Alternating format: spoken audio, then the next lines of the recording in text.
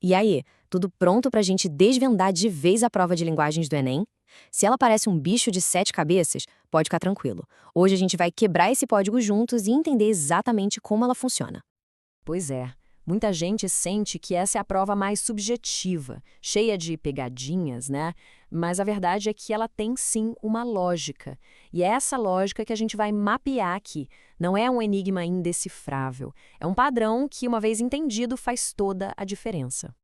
E para ninguém se perder, aqui está o nosso mapa. A gente vai passar por cada um desses pontos, passo a passo. A ideia é que, no final, tudo se conecte e a prova de linguagem se torne muito mais previsível e clara. Então, vamos começar pelo começo. Primeiro, a gente precisa entender qual é a real proposta da prova. Afinal, o que o desafio de linguagens quer de fato avaliar? É exatamente isso. O Enem quer testar a capacidade de navegar por diferentes mundos da comunicação.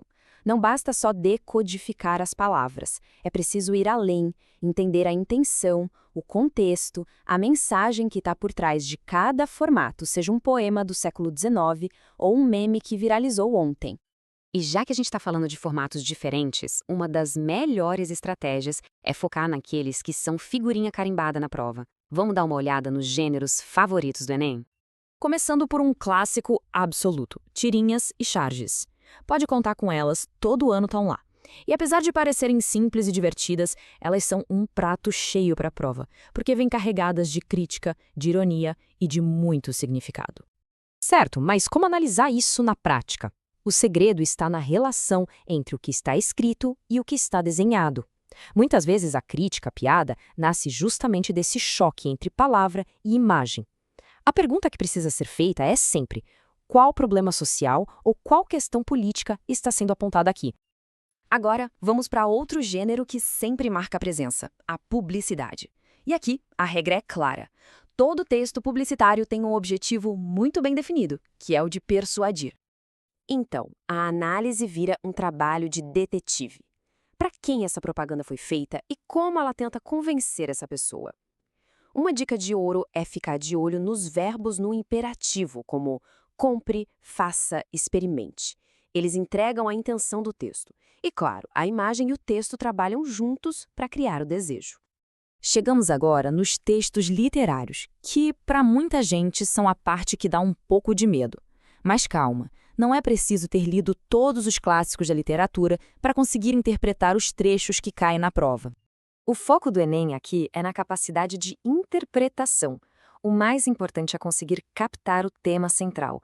Qual a emoção, a ideia principal que aquele trecho quer passar? E para isso, as figuras de linguagem, como as metáforas, são as melhores pistas para desvendar a mensagem escondida nas palavras.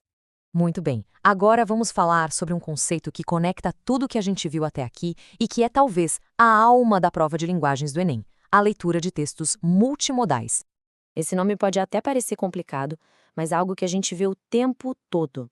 Pensa num post de rede social, num infográfico, na própria charge que a gente acabou de ver. Todos são textos multimodais. Eles simplesmente usam mais de uma linguagem ao mesmo tempo para construir o sentido. E existe um método para não se perder na análise. Comece sempre pela imagem, o que ela está comunicando sozinha. Depois, leia o texto. E aí vem o pulo do gato.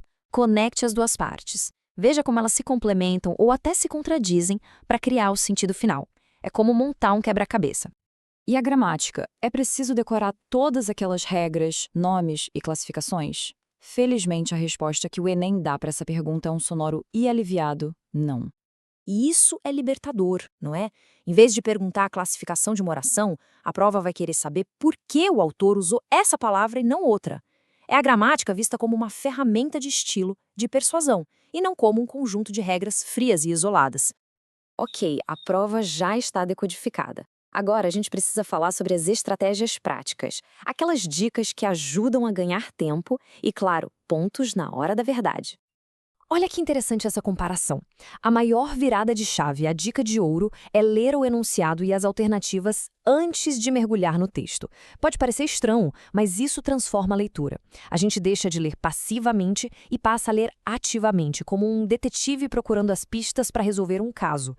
E aqui está o nosso kit de sobrevivência.